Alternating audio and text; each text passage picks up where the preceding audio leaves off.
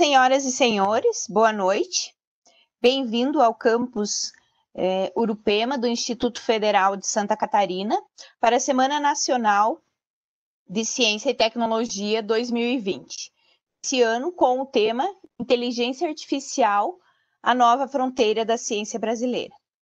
Fundado em 1909, o Instituto Federal de Santa Catarina está presente em 20 cidades do estado, tendo como missão promover a inclusão e formar cidadãos por meio da educação profissional, científica e tecnológica, gerando, difundindo e aplicando conhecimento e inovação e contribuindo para o desenvolvimento social, socioeconômico e cultural.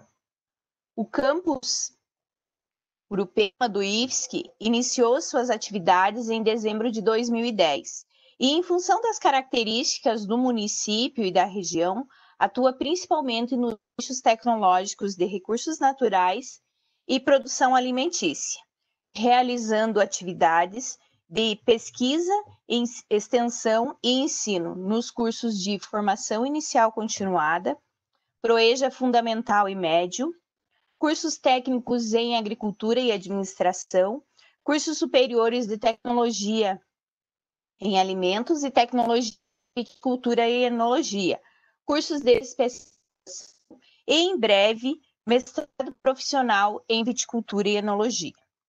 A Semana Nacional de Ciência e Tecnologia 2020 tem como tema a inteligência artificial, a nova fronteira da ciência brasileira. Por isso, durante essa semana, o Campus Urupema organizou uma programação virtual que traz a realidade da inteligência artificial e a sua relação com as áreas da administração, agricultura, viticultura, turismo e ciência de alimentos. A programação envolve webinários e uma mostra científica virtual, onde estão sendo apresentados no canal do YouTube a primeira mostra virtual 3 minutos de ciência e tecnologia, uma parceria entre os campus Lages e Urupema.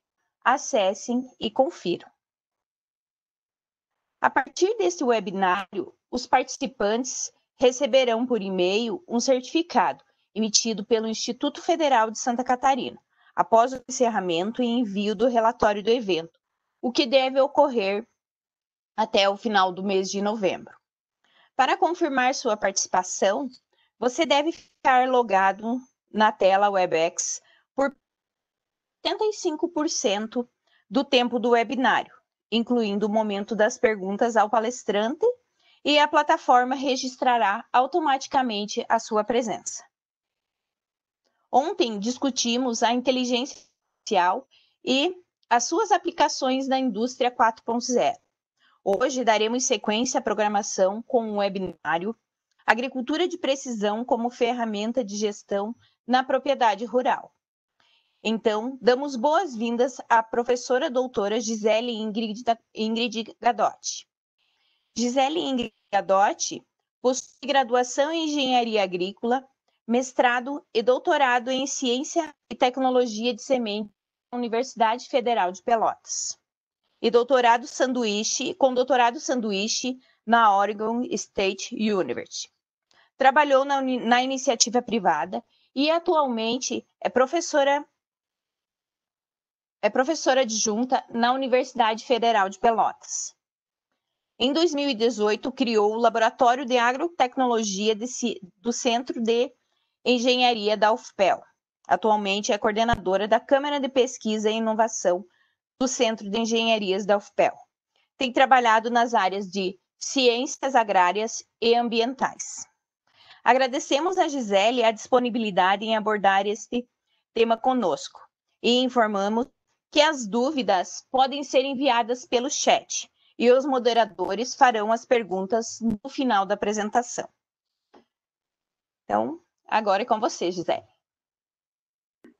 Então, boa noite a todos e a todas aí, é um prazer imenso estar no meio de amigos aí, né? Professora Janice, do qual já trabalhamos juntos a longa data, né, Jana? Nem melhor dizer nem quanto isso, né?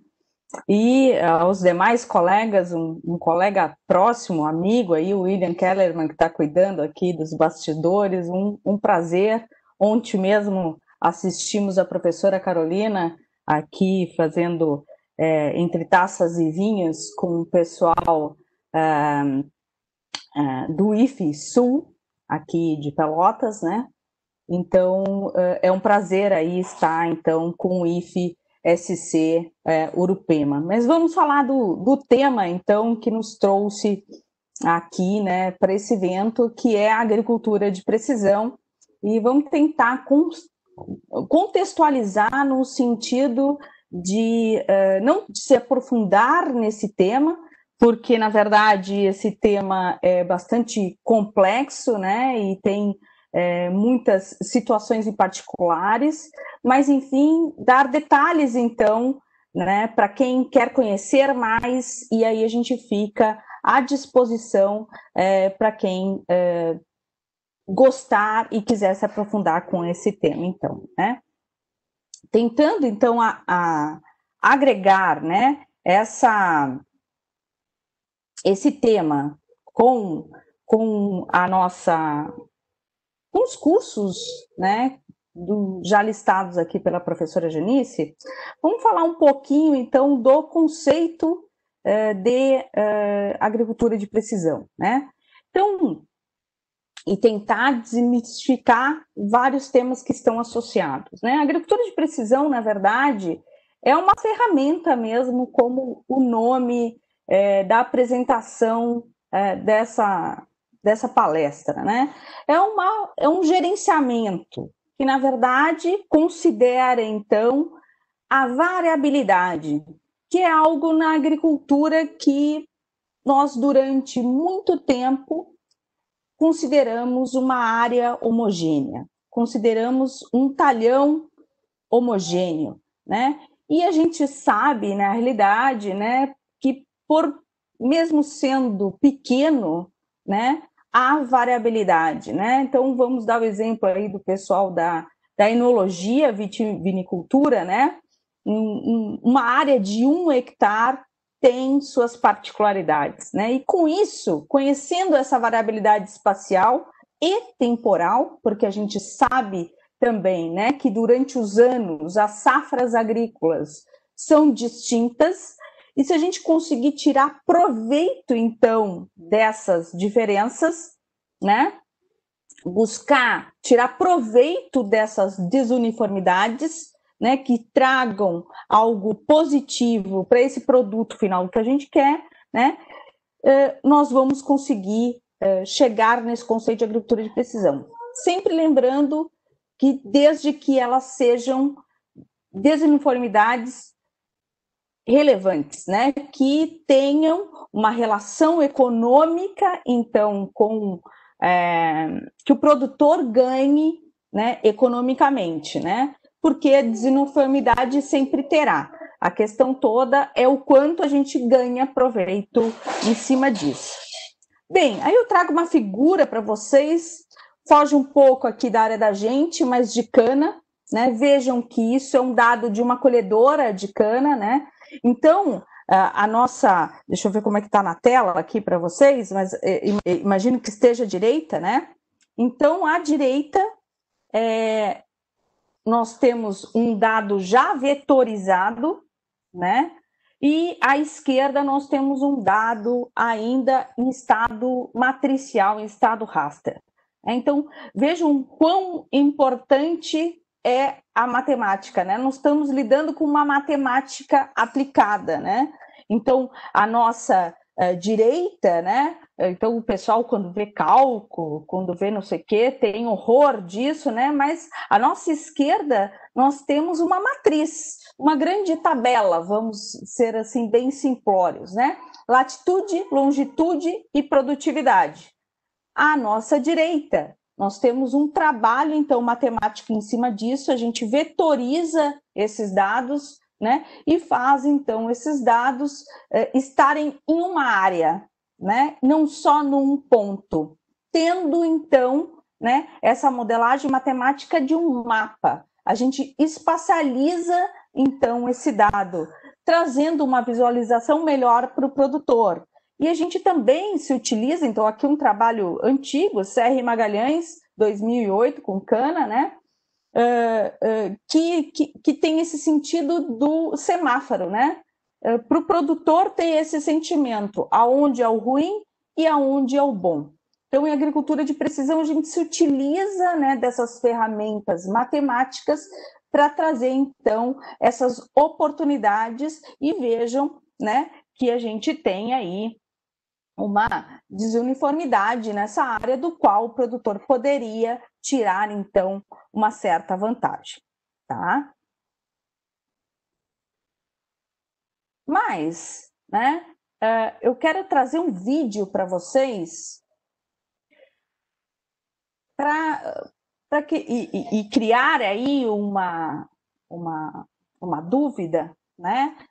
Deixar aí vocês pensando sobre isso, do que será o nosso futuro muito em breve na agricultura. Alguém podia me dar só um feedback se vocês ouvem?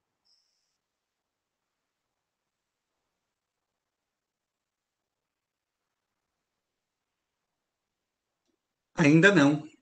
Ainda não, Gisele.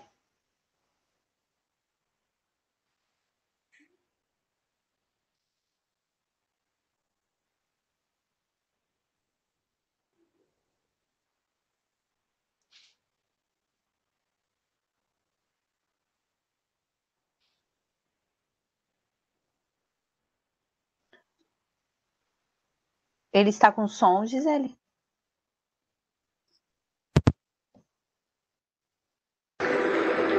Yeah. You want to play that? Agora sim.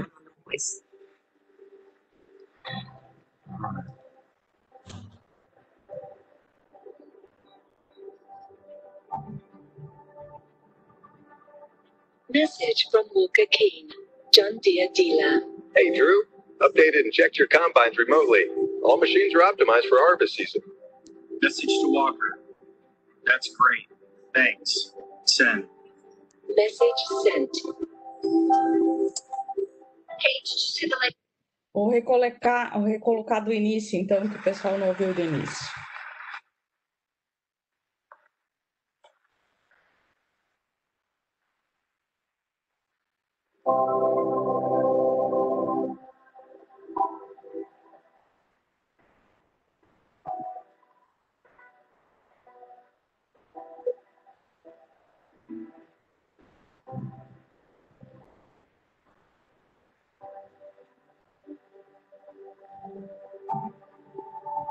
The front should pass by midday, based on drainage, and when the rain stops, we should be able to start spraying by end of day.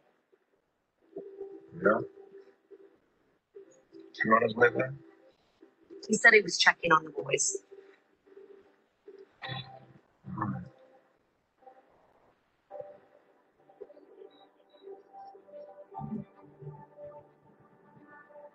Message from Walker Keane, John Deere dealer. Hey, Drew. Updated and checked your combines remotely. All machines are optimized for harvest season. Message to Walker. That's great. Thanks. Send. Message sent. Kate, did you see the latest? Looking at it now. Dad's, worried. With the solutions the agronomist sent me, they'll be better. How are the boys? They're working where we can't, and they'll be on it all night. They'll get it done. Your machines are set for projected yield and moisture. And we're also updating firmware on Harvester 3 tonight. That's great. Hey, let's take a look at pools 5 and 6 too. They want to change some settings. Yeah, sure thing. We'll check in tomorrow. Have a good one. Thanks. You too, buddy.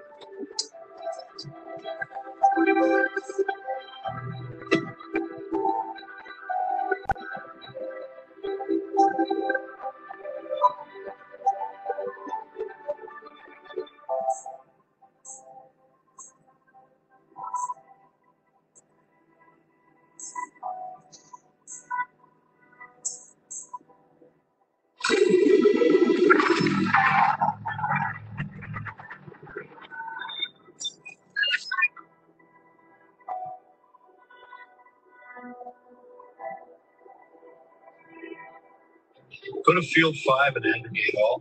Mark. Aggregate field 5. Recommendations from agronomist. Phosphorus nitrogen application on sections 2, 8, and 27 with health predictions. Go with solution 2, field 5. Solution 2, field 5.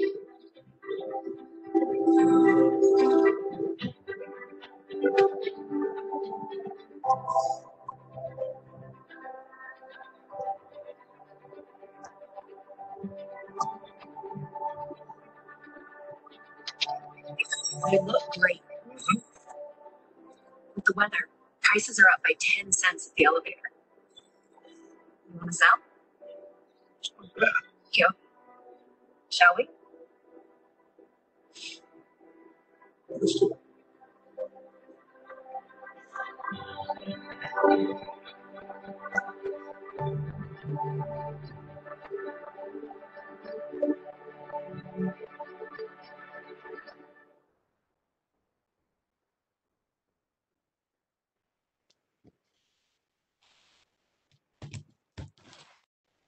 Né? Não estou fazendo propaganda aqui da John Deere, né? Mas vejam que a gente tem, então, uma ligação, né, com o tempo, né? Uma ligação entre os componentes dessa fazenda, todos os atores dessa fazenda. A gente tem uma ligação com alguém fora da fazenda, né? A filha, vamos dizer assim, mais nova, né? E eles preocupados, então, com a chuva, de lidar com isso, né? E todas essas interligações, né? Então, o próprio vendedor da concessionária ligando, né, e acionando, depois as decisões, então, prescrições, receituários agronômicos encaminhados, então, para o sistema, e assim isso vai ser encaminhado para o sistema de aplicação, né? Vocês viram, então, um pulverizador fazendo aplicação a taxa variada, né? Então, fazendo uma leitura e fazendo aplicação aonde era necessário, né? E até mesmo, né, a decisão, então, de venda, né, de um produto por aumento de preço, tomada tudo isso conectado. Também tem aquela imagem celery ali, né, daquela colhedora, agora não me recordo se é colhedora pulverizador, que se atualiza sozinho, né? Então, a conectividade no campo é algo que está aí muito próximo da gente e que há coisas acontecendo o tempo todo, né? Não é à toa o motivo, né, do qual a Semana de Ciência e Tecnologia de vocês é em cima, né, de inteligência artificial, porque está ocorrendo em todos os lugares, né? Então, as decisões estão sendo tomadas com a ajuda de todas essas ferramentas e, obviamente, que a agricultura não pode ficar de fora, muito mais um país como o nosso, do qual grande parte do PIB está ligado, né, à agricultura. Então, falado isso e demonstrado isso, né, que diferenças tem essa agricultura, então, né, anterior à agricultura de precisão, né? Então, aí eu utilizo, então, uma palavra do Amilcar Centeno, ex-CEO da Massey Ferguson, e nosso egresso aqui, né? Que ele diz, então, que a agricultura de precisão é a gestão da variabilidade do processo de produção agrícola. E ele ainda dá um exemplo, né? Ele diz ainda que a gente está saindo do talhão e indo para o metro quadrado, a gente está saindo da amostragem e considerar o todo, a gente está saindo da população média e indo para a população total, né? Conhecendo absolutamente tudo, né? Big Brother da agricultura, e saindo então de aplicação constante, né? Aplicação com taxa única para aplicação para taxa variável. Aplicação no local que precisa, na quantidade que precisa. né, com uma vantagem competitiva de redução de custo e com uma vantagem competitiva de menos agressão ao meio ambiente, né? E há uma diferença, né, da agricultura de precisão, que é essa gestão, essa ferramenta de gestão, né, para a agricultura digital. E o professor Roverson Silva, da Unesp, lá da Lama, da Unesp, também um colega muito próximo nosso, né? O professor Roverson bem diz, né, sobre a agricultura de precisão e agricultura digital no sentido de que, né, a agricultura de precisão fica em gestão de dados, em análise de dados, em previsão de safra, em monitoramento de safra, em sistema de gestão, né, utilização de drones, sensores, máquinas e imagens, né? Isso já existe em muitos lugares do país e em muitas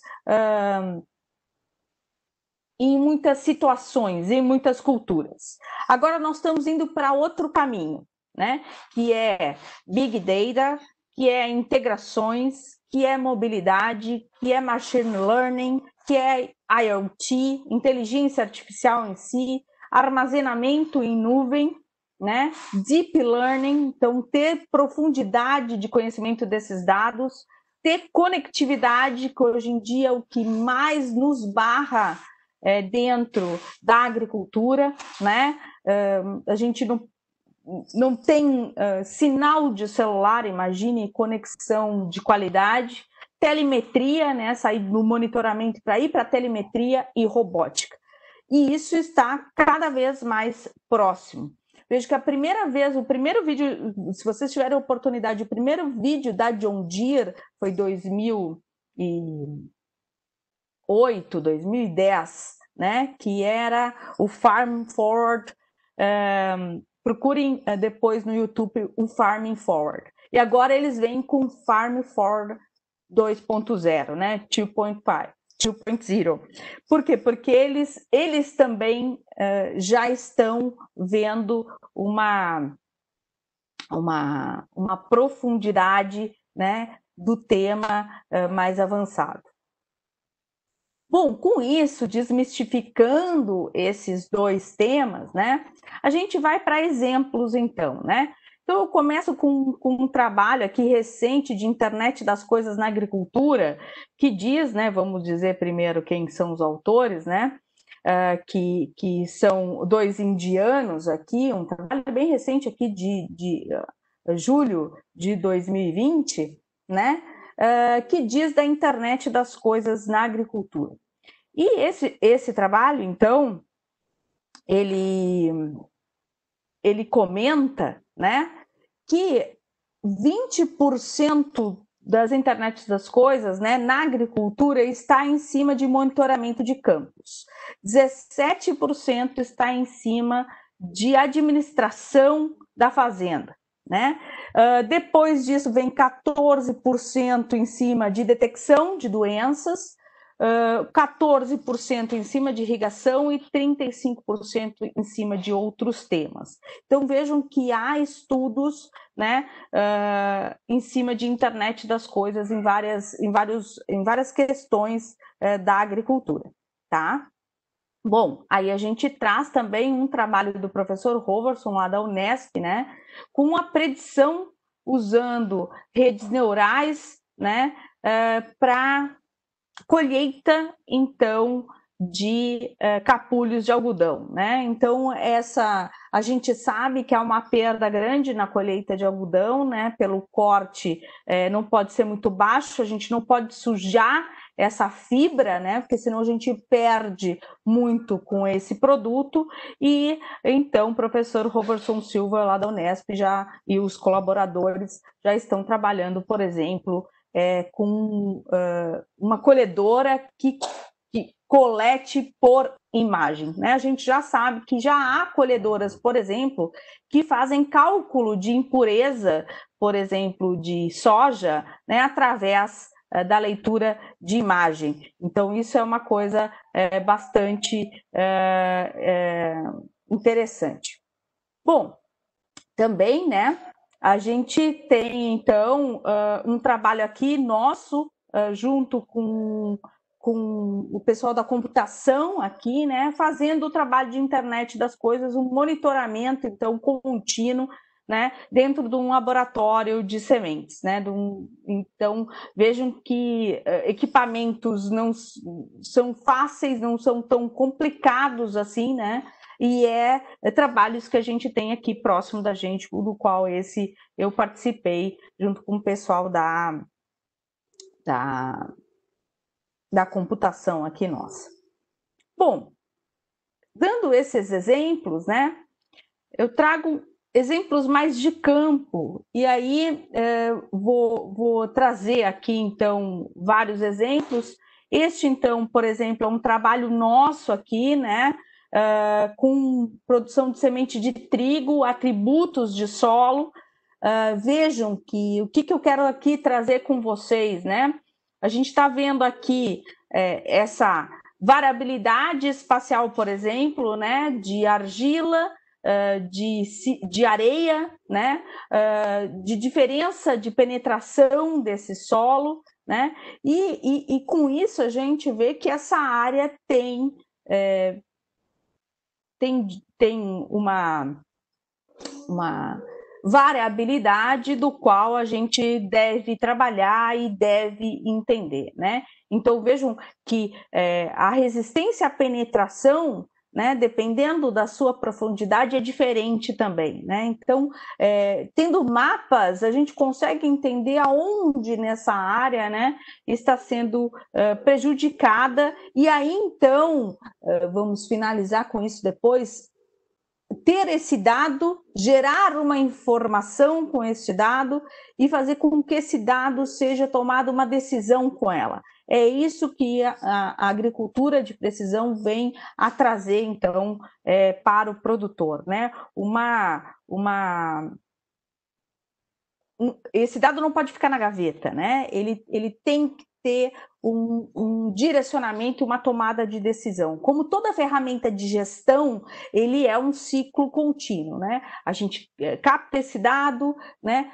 Faz ele gerar uma informação, que isso gere um determinado conhecimento daquela área e que, então, a gente ajude com isso o produtor a tomar a decisão correta para aquele produto que ele está trabalhando. Então, a agricultura de precisão, ela é uma área multidisciplinar, né? Ela é a área que a gente vai precisar de quem entende de levantamento de dados, de quem entenda de transformação desse dado. A gente vai precisar do entomologista, do patologista, de pessoas com conhecimento profundo em determinadas áreas e juntar todas essas pessoas para que isso gere, então, um conhecimento profundo e aí uma tomada de decisão desse produtor, né? Isso que é o interessante da agricultura de precisão. Nesse trabalho nosso aqui, né? Aqui também trigo, vejam que aqui os dados já são diferentes, né? A gente tem aqui primeira contagem de germinação, né? No B a gente tem então o mapa gerado, né, com esses dados, aonde que fica as germinações maiores de 80%, o que é extremamente interessante para o produtor de semente, pois ele, nesse caso, pode escolher, então, colher uma área e destinado para um determinado fim e colher outra área para destinação para outro fim. Nesse caso aqui, né, agregando valor, tornando semente, né? E o restante da área, então, vendendo como grão, né? Então, a gente consegue ver os números mínimos, os números máximos, e aí, então, matematicamente, a gente consegue trabalhar aí de inúmeras formas. Temos aqui também um outro exemplo disso, né? Aqui já com soja, né, com densidade de semeaduras diferentes, né, Rondonópolis, no Mato Grosso, os outros 2 foram aqui no Rio Grande do Sul, né, do qual se trabalha com aqui germinação, peso de sementes por metro quadrado, depois rendimento, altura de planta, número de nós, né? E número de sementes, legumes com mais de 3 sementes. Então, vejo que há uma tendência nessa área, né? Há uma tendência nesse talhão, né? Dos dados serem direcionados para uma região específica, no qual é a mesma região onde a qualidade fisiológica é demonstrada, né, automaticamente, e aí com isso a gente ajuda o produtor a tomar uma decisão de colheita, né? Isso é muito interessante e faz com que ele tenha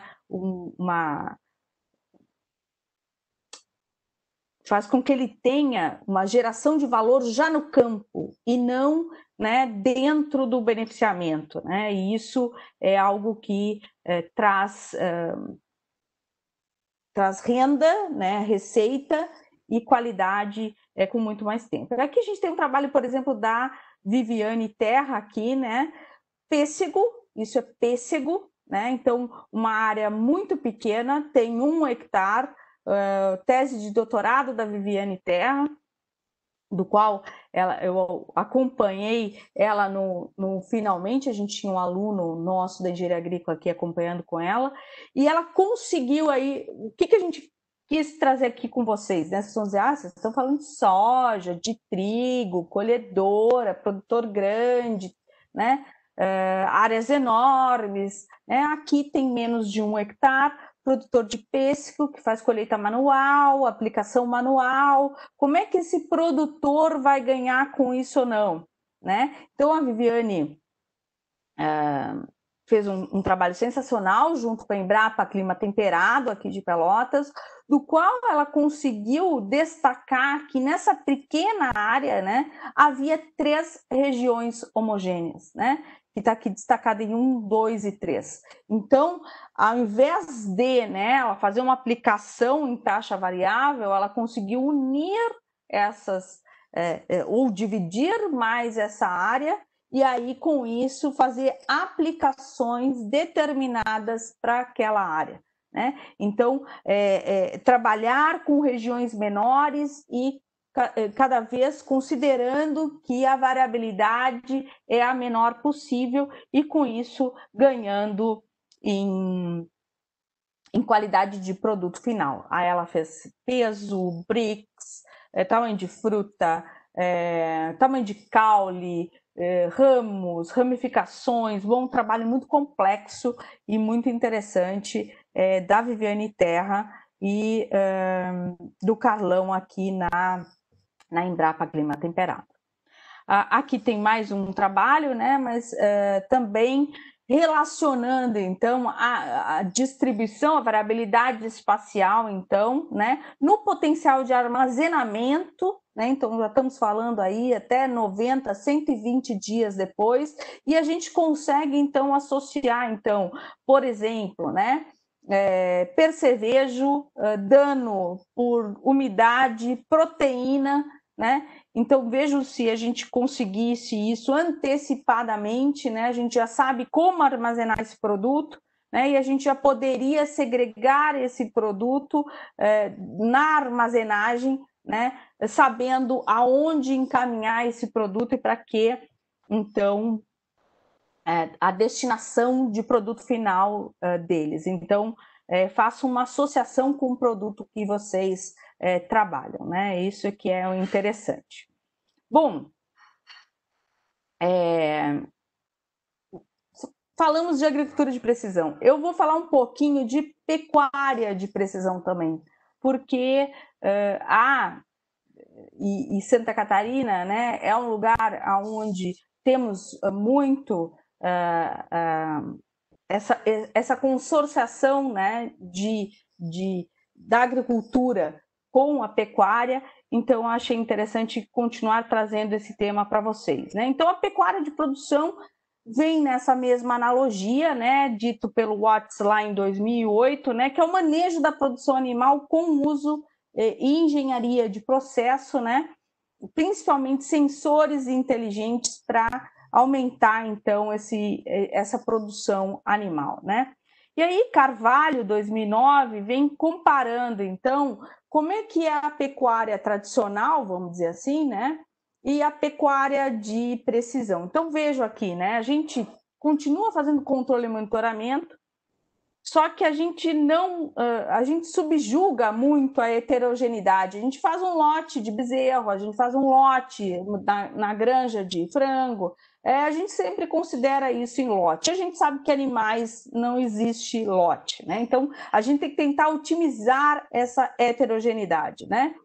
A gente, na pecuária tradicional, a gente tenta diminuir a complexidade. E, na verdade, se a gente ir para o caminho de mimetizar os padrões da natureza, esses animais vão estar ambientalmente, né, uma ambiência animal muito melhor e uma conversão animal muito maior, né?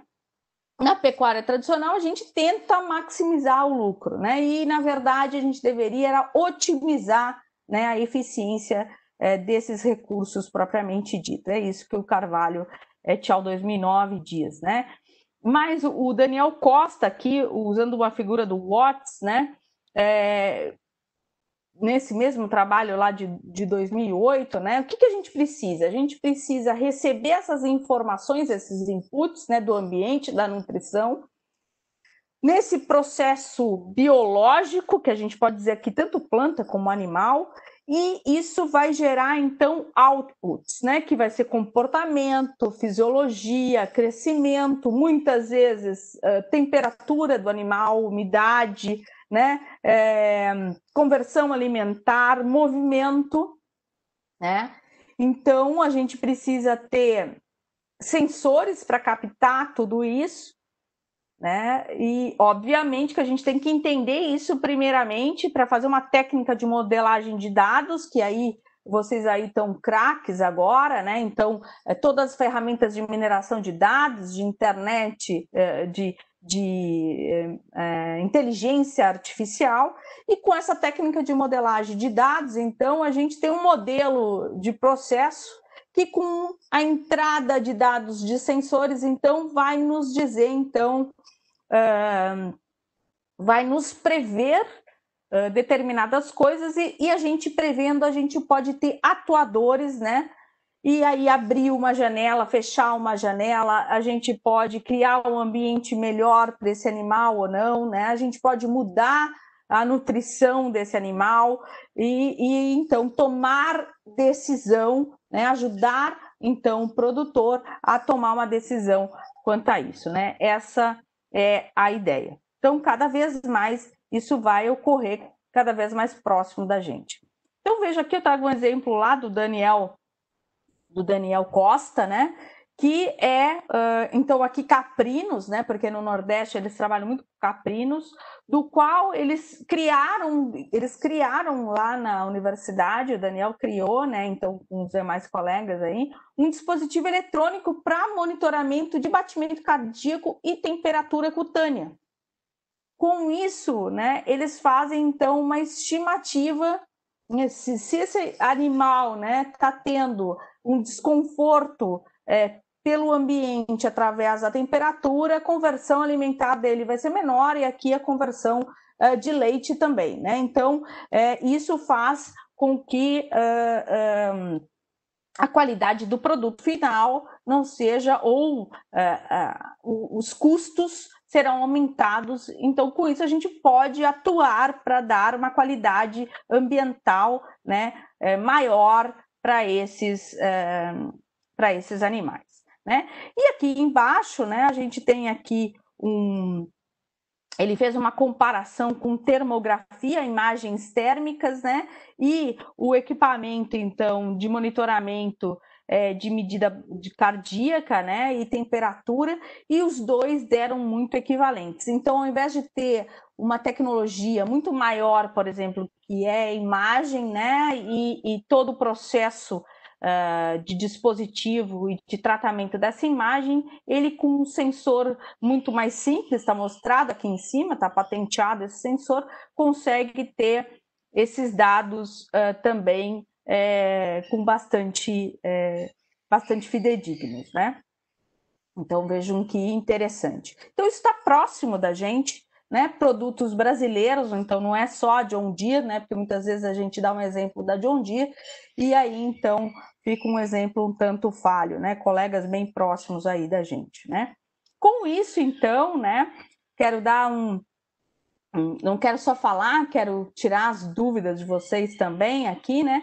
Eu trouxe um exemplo aqui de algo mais extensivo, então aqui vacas, a distribuição, né? Então um mapa, né? Porque está todo mundo acostumado com a agricultura de precisão e gosta de ver então usar um mapa colorido. A gente tem então um mapa aqui da distribuição então, né? De animais, de números de animais nessa propriedade. E a localização, por exemplo, de floresta, de pastagem com árvores, né? Então, de pastagens totalmente abertas, aonde está a água, né? Aonde estão os blocos de sal, e a gente consegue, então, monitorar, né, a cobertura, a distribuição desses animais e quando esses animais vão para essas áreas ou não, né? Vendo qual a melhor forma de piquete, por exemplo, né? Zoneando, dividindo essa zona melhor, né?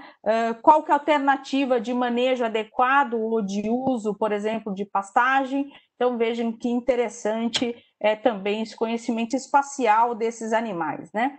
E por fim, então, vou colocar um vídeo aí que vocês conhecem, talvez já tenham assistido, porque é daí da região.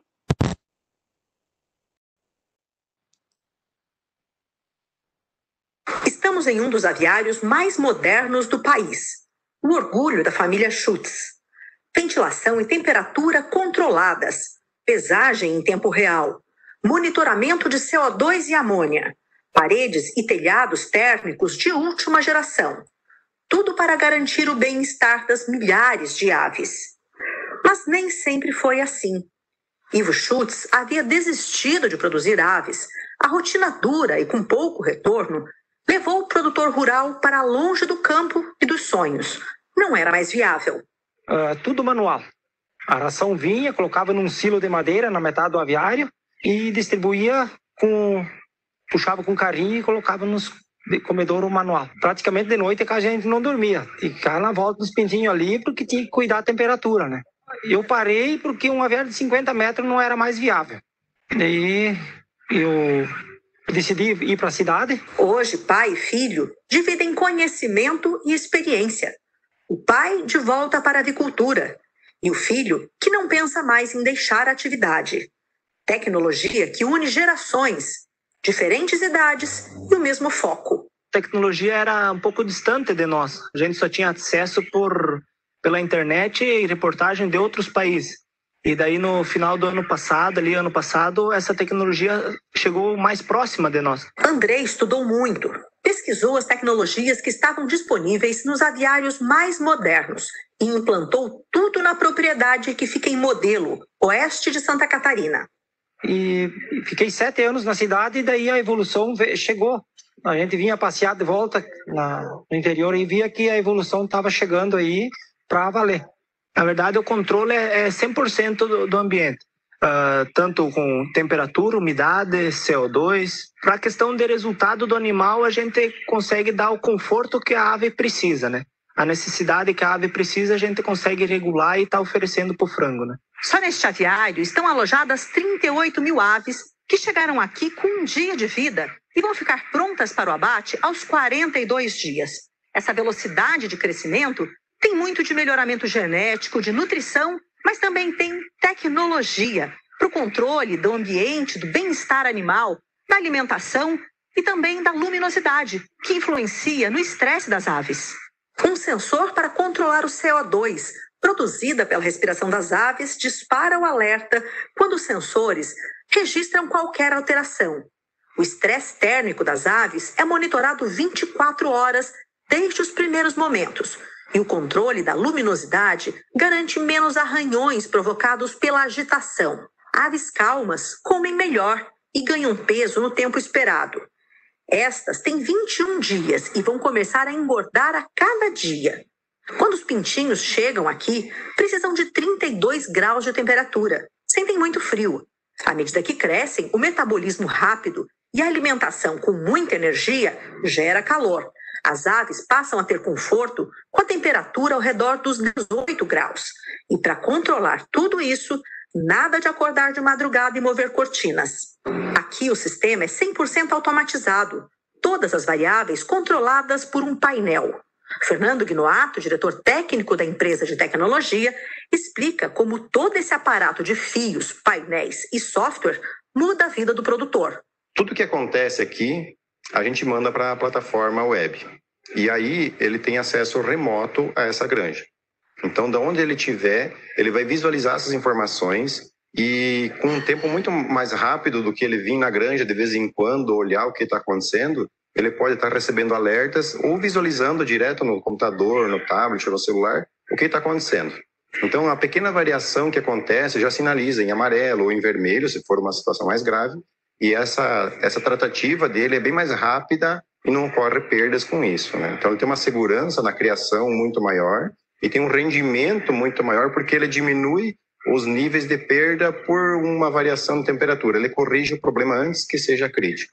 Tudo acionado pelos sensores e pelo painel, que garante ainda água fresca o tempo todo, condição fundamental para o ganho de peso. Tudo com acesso remoto, tudo na nuvem, via web. O sistema de alimentação leva 8.000 quilos de ração por dia, distribuídos nos 165 metros de granja. Tudo monitorado em tempo real, graças à tecnologia da informação, junto com sensores espalhados por toda a granja. A necessidade de acionamento de ventiladores e exaustores pode ser feita remotamente, de onde o Andrei ou o seu Ivo estiverem. Hoje o próximo passo é o quê? É a conectividade. Então esse é um dos adventos da Granja 4.0, que é o que? A conectividade, onde a pessoa possa ter em tempo real os dados, a análise desses dados, a interpretação desses dados e fazer os ajustes necessários para garantir a qualidade do lote. Tecnologia que une gerações, que mantém o jovem no agronegócio seguindo a vocação da família. É a tecnologia do Agro 4.0 produzindo alimentos, proteína, cada vez mais e melhor. Com certeza, isso aqui é mais do que um orgulho. Eu tirando os aviários, não sei fazer outra coisa. Isso aqui faz parte da nossa vida. E hoje a gente consegue produzir mais frango, melhor, com menos esforço. Então, com isso, né? Quais são os desafios que nós temos neste momento na agricultura de precisão ou na agricultura digital, né? É entender o potencial e a limitação desses dados. A gente precisa de dados confiáveis. Então, a coleta de dados é fundamental, né? A gente tem que realmente conhecer profundamente esses dados, né, com toda a rigidez possível, né, para gerar informação de qualidade. A gente tem que ter uma clara definição da informação desejada. Então, a gente tem que entender muito de zootecnia, de agricultura, né? Então, vejam que a gente precisa de alguém que entenda de sensor, que a gente precisa de alguém que entenda de enologia, que a gente precisa de alguém que entenda de máquinas agrícolas. Então, é uma área muito multidisciplinar, do qual a gente precisa todas essas facetas, né, para que a gente capte o dado correto para gerar, então, a informação correta. E a gente precisa ter domínio das ferramentas para integrar todas essas informações, né? Então, veja, a gente precisa ter dados que gerem, então, uma informação que vai gerar, então, conhecimento, né? Muitas vezes tu tem dados que gera um mapa e esse mapa tu entrega para o produtor e o produtor olha e bota na gaveta. Porque muitas vezes ele não consegue gerar conhecimento. Então, quem faz, né? Quem se propõe a trabalhar na área de agricultura de precisão não pode gerar só a informação, né? Coletar o dado e gerar um mapa, por exemplo. Tem que gerar conhecimento. o porquê, né, de determinada situação, o porquê de outra situação, por que a variabilidade dessa área, por que ocorreu aquilo. Então, gerar então esse conhecimento para que o produtor possa tomar a decisão do qual ele considere que seja eficiente para aquela área, né? Obviamente que isso tem técnica, né, do qual a gente não vai conseguir se aprofundar aqui, não foi o objetivo da palestra, né? Mas há vários cursos aí de agricultura de precisão com maior profundidade que a gente pode sugerir para vocês, para quem gosta dessa área. Quem gosta de gestão, né, é uma área bastante interessante também. Então, com isso, eu termino aqui a minha fala e fico aberta, então, a questionamentos. Muito obrigada. Quem quiser saber mais um pouco do trabalho da gente, então, siga a gente aí no Instagram, Lab Agrotech, e vai saber um pouquinho mais do que a gente faz. Agradeço. Obrigado, Gisele, pela excelente apresentação. Então, agora nós vamos iniciar a rodada de perguntas, tá? Que foram realizadas lá no chat durante a tua apresentação. Então, os participantes que ainda permanecerem com alguma dúvida mesmo após as perguntas, podem se manifestar lá, que a nossa equipe vai repassar as perguntas. Tá? Então, a primeira pergunta é da Ana Paula Paiva. Ela fez um questionamento lá bem no início da apresentação e ela perguntou se essa tecnologia serve só para cana ou para outras culturas também. Desculpa aqui, Tinha. Não, ela serve não só para cana, como serve para caprino, para suíno, para, enfim, né? Everyone. Na verdade, serve até para gente. É só a gente querer. Não, e também serve para pequenos e grandes produtores, né? Obviamente que há ajuste de técnica para isso, mas serve sim. Então, a segunda pergunta também é da Ana Paula e ela vem bem ao que você acabou de falar. Então, em pequenas propriedades que não têm condições de ter esses maquinários, que foi o que você apresentou, só nas horas para alugar esses maquinários com o mundo digital dá certo. Então, se o agricultor pensar em vez de comprar, em vez de ele arrendar ou alugar esses equipamentos, tu acha que é viável? Tu acha que dá certo? Olha, eu acho que é uma oportunidade muito interessante para quem quer trabalhar com a antiga extensão rural, pós-vendas aí, né? Consultoria, né? Tem um campo amplo aí. Outra coisa é cooperativismo, né? A gente sabe que os nossos pequenos produtores estão cooperativados. Então, as cooperativas deveriam ter um aporte desse jeito. E como eu disse para vocês, né? A gente não precisa... eu mostro mais dados, macro programa 1 da Embrapa, que trabalha com pequenos produtores, né? Produtos como fruticultura, né?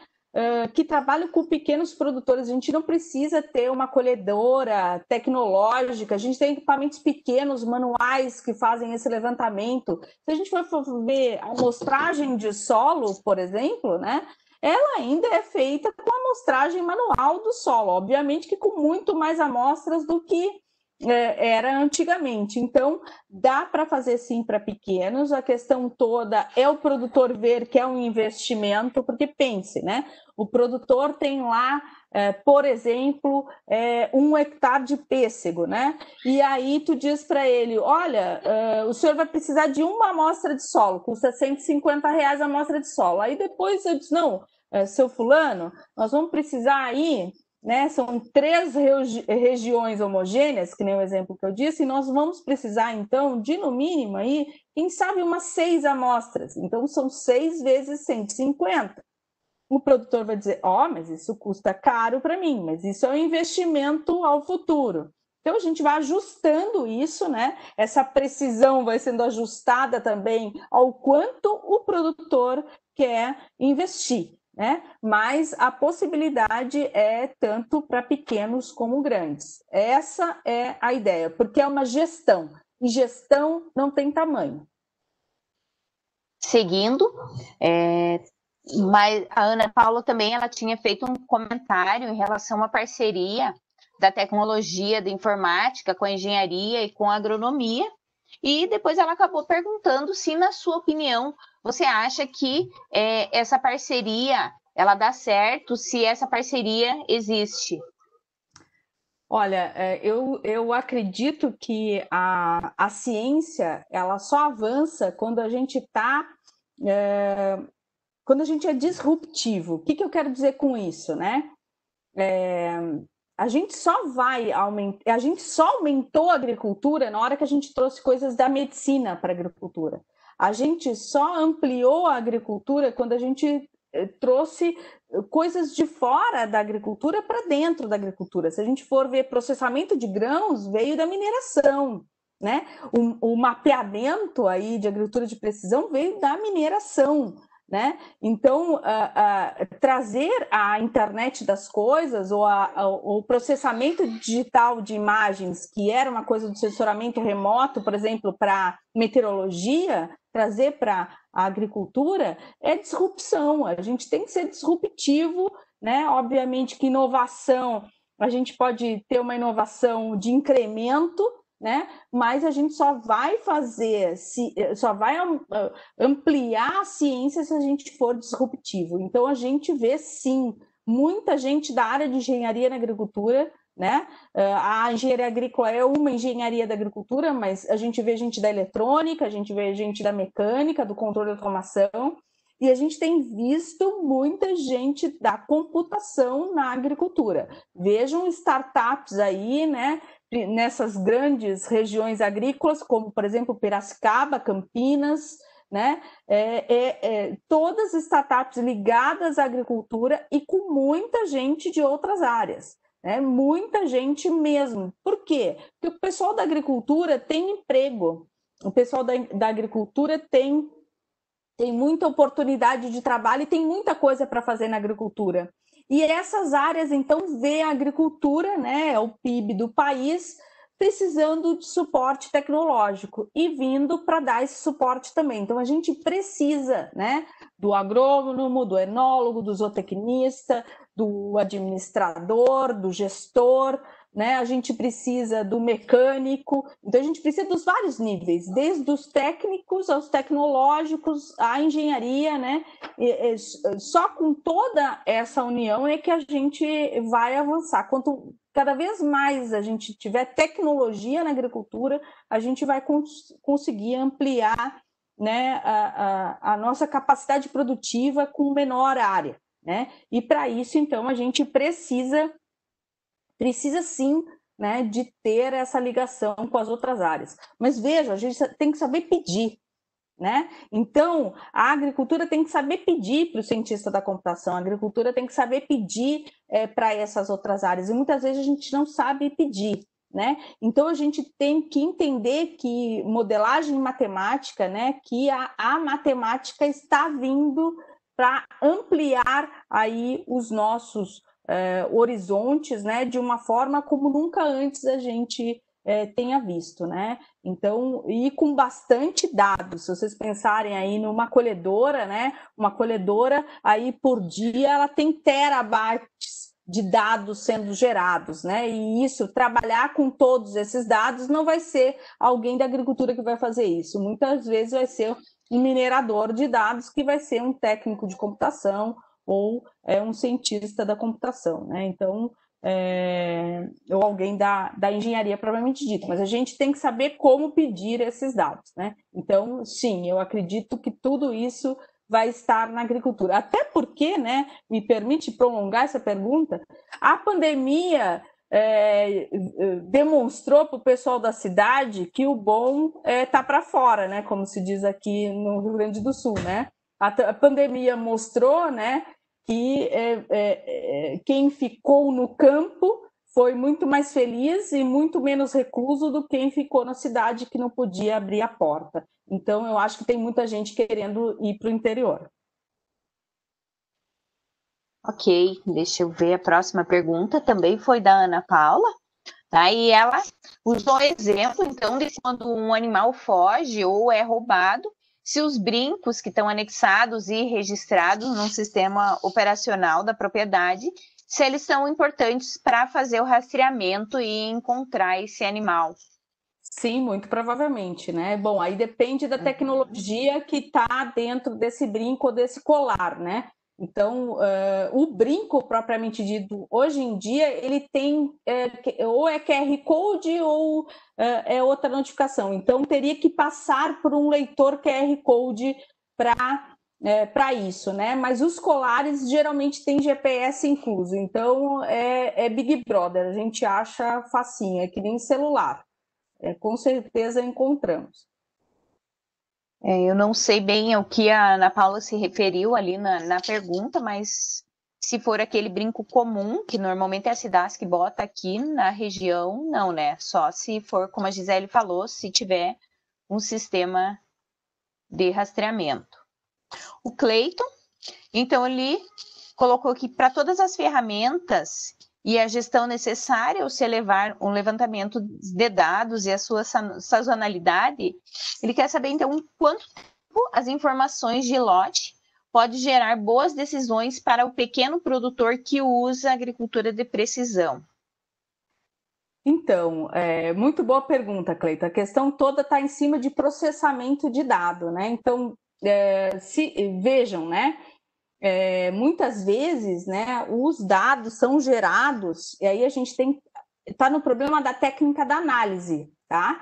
Eu vou te dar um exemplo de germinação, por exemplo, a técnica de germinação para te dar um mapa de colheita de melhor área ou não, por exemplo, para finalidade de sementes. A germinação demora 14 dias, né? 7 dias. Isso é muito tempo, o produtor já colheu, né? Então, a gente tem criado aqui dispositivos, agora temos patenteado um dispositivo do qual a gente tenta fazer esse levantamento de qualidade fisiológica em horas, né?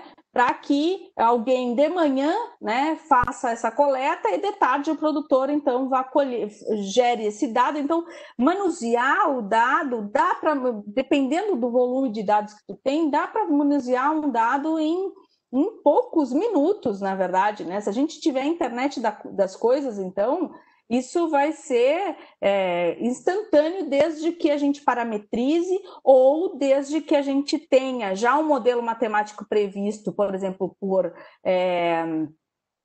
por mineração de dados ou inteligência artificial, né? E aí, então, isso seja tomado uma decisão, como, por exemplo, abrir ou fechar tal coisa, ou colher e não colher tal coisa. O que está faltando? Muitos sensores na agricultura de precisão e muitas vezes sensores mais baratos.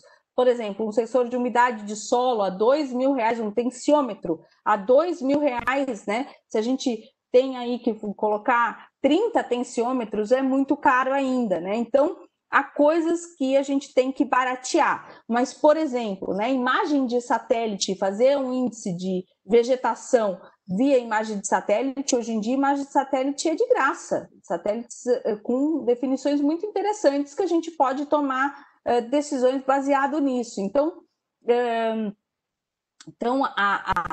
todo esse levantamento de dados, eu acho que não fui clara quanto a isso, né? Que cada fazenda, cada talhão, cada animal, ele é diferente um do outro. E a gente tem que entender essa variabilidade e tentar tornar essa desuniformidade interessante para a gente. Então, a agricultura de precisão é algo histórico. A gente tem que ter um ano atrás do outro. Quanto mais dados tivermos, quanto mais informações nós tivermos, melhor vai ser o nosso banco de dados e mais esses dados vão nos dar informações mais precisas. É mais ou menos nesse sentido. Obviamente, né, que se a gente tiver sensores em tempo real, né? Então, por exemplo, né, como naquele pulverizador ali, né? Então, ter um splicker, um crop, uma leitura, né, de índice de vegetação, por exemplo, né? Uma leitura de reflectância, né? No início do pulverizador e os bicos atrás serem acionados, então a gente vai ter que parametrizar isso, né? A gente vai parametrizar que o que ele lê, ele só vai aplicar, né, determinado X ou Y. Então, isso é algo que a gente já pode fazer e já tem, por exemplo, aplicações desse tipo na internet.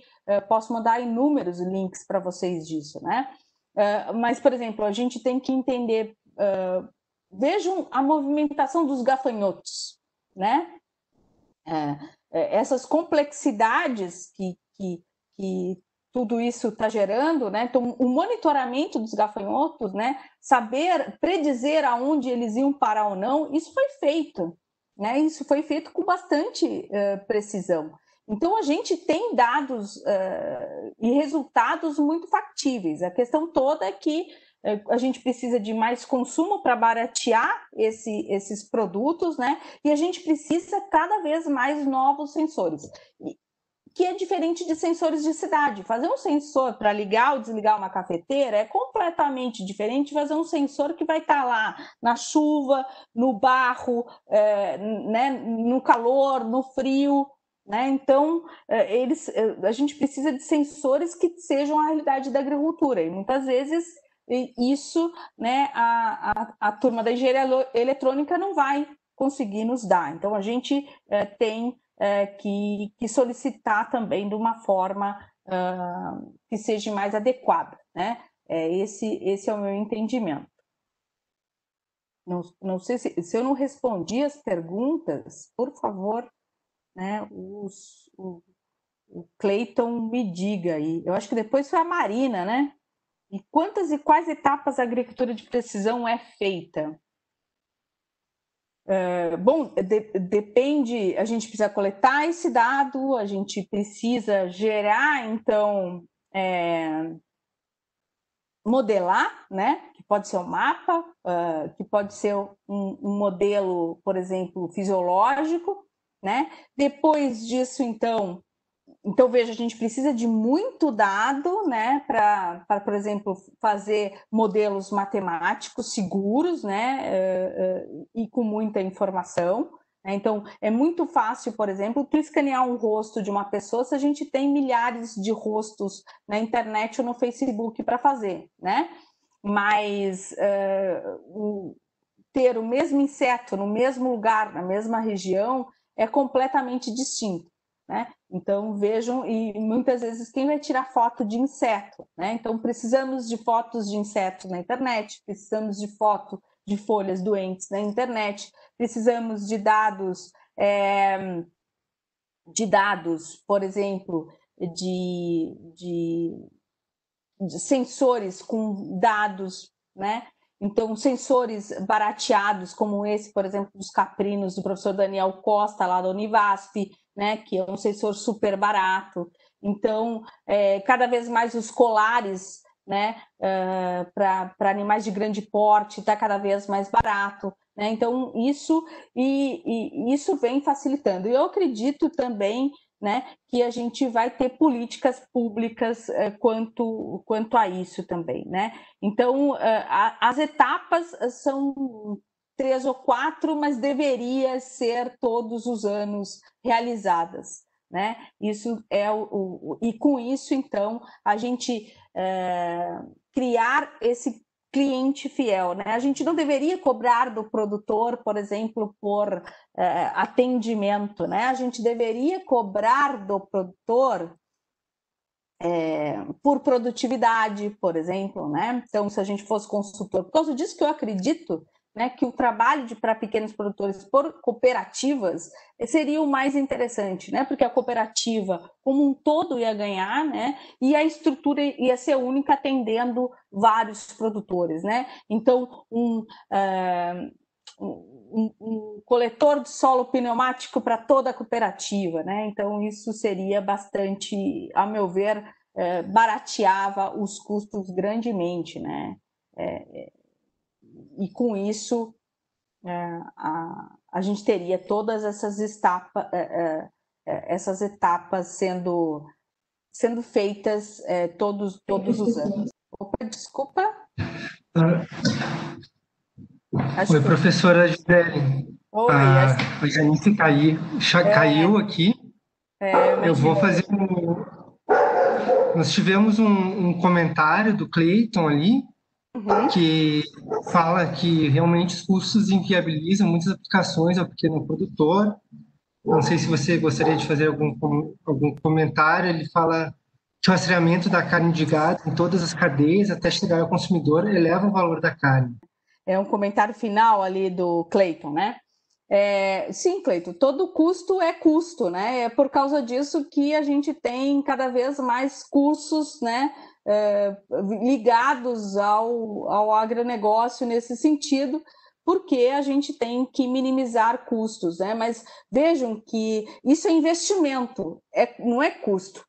A gente vai conseguir trazer ou melhorar, melhorar não é o termo correto, né? Mas conhecendo a desuniformidade de uma área, tu consegue tratar aquela área melhor ou muitas vezes deixar de usar recursos. Então, eu gostaria que vocês, é uma pena não ter trazido, mas posso repassar estudos econômicos de agricultura de precisão, do qual tu consegue provar que tu paga toda a tecnologia, né, com o não uso de aplicação em área uniforme.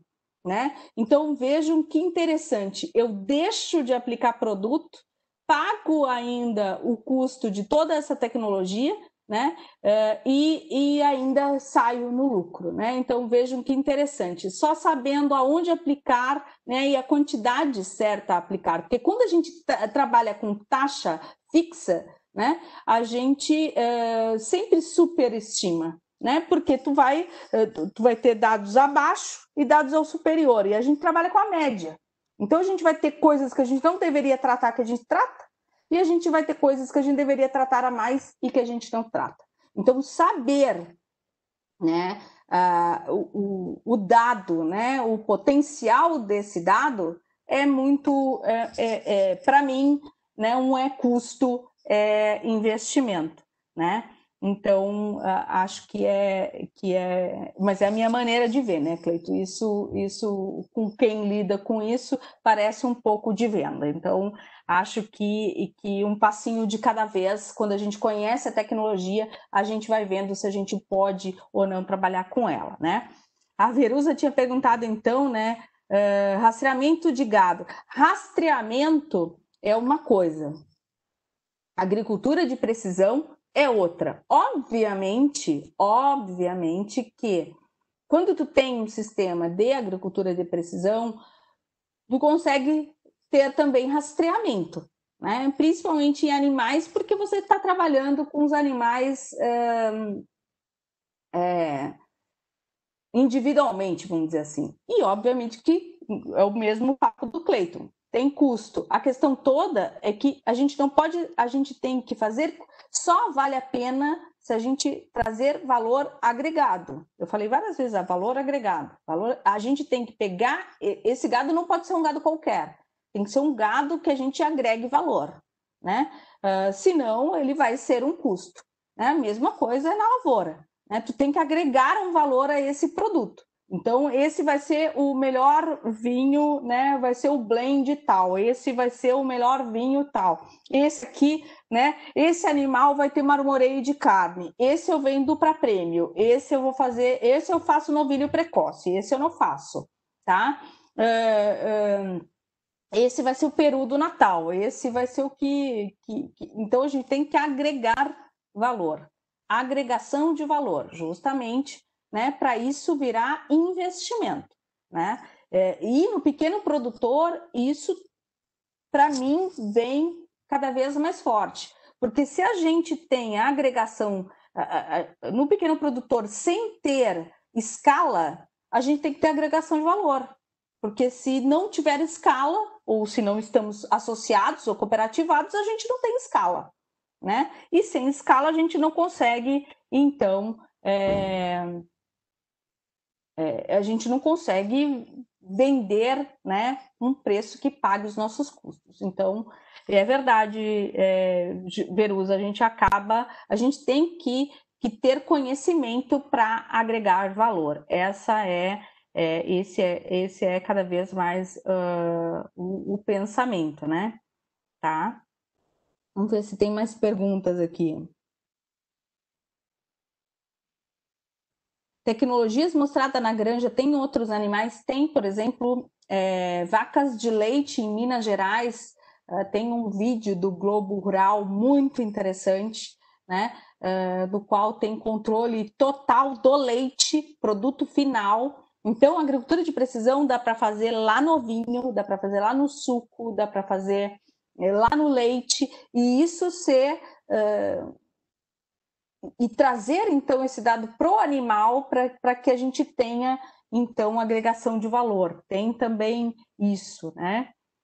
RFID também, William, é verdade, que é mais seguro aí que brinco, né? Que pode ser retirado, o próprio colar pode ser retirado, né? Então, tem isso também. Temos mais dúvidas aí, Janice? A Janice voltou já, então vou deixar... Consegui voltar. Eu acho que não, Gisele. Eu acho que tu foi até o último questionamento ali, em relação à questão da carne de gado, e eu, pelo que eu vi, eu acho que as questões são essas. Janice, assim, a agricultura de precisão é meio... E eu fiz isso de propósito mesmo, de trazer essa questão da John Deere, essa tela virtual aparece na caminhonete do cara, né? O outro, Farming Forward, assistam vocês depois, era um produtor acordando de manhã, a cafeteira dele ligava sozinho, ele pegava o café dele, ele ia ver o canal do tempo, né? Então, a ideia é provocar mesmo, né? Mas aí eu acho que quando a gente está numa região, né, onde são pequenas propriedades, a gente tem que se provocar também, né? Por que não dá isso aqui conosco, né? E outra coisa que eu acho também que a gente tem que iniciar aos passos. Por que não primeiro como ferramenta de gestão, né? Conhecendo coisas pequenas, né? O produtor geralmente sabe que a área dele produz menos. Ele tem isso como sentimento, ele não sabe localizar ou geolocalizar isso, né? Então, ter uma imagem de satélite, né? Trabalhos iniciais, né? É bastante interessante, né? E para mim, cada vez mais a gente vai ter isso no produto final. A gente vai querer saber, né? Então, se aquela planta, né? Se aquele determinado pé de pêssego vai nos dar pêssego para a mesa ou vai nos dar pêssego para a indústria, né? O quanto vai dar, né? Já a gente vai ficar prevendo, né, ao longo do tempo, até para o produtor saber, será que eu aplico ou não aplico preventivamente ou não? Quanto que isso vai agregar valor para mim ou não? Vejam ali, né, naquela provocação da John Deere, a filha dizendo para o pai, aí, vamos vender? Tá com 10% de aumento o valor, né? Vamos vender agora ou vamos ficar estocado e esperar aumentar mais? O cara fala, o preço tá bom, vende, né? Então, essas coisas só sabe quem está ali no contato o tempo todo. E muitas vezes o produtor, ele não tem tempo, né, para gerir a propriedade dele, porque muitas vezes ele está...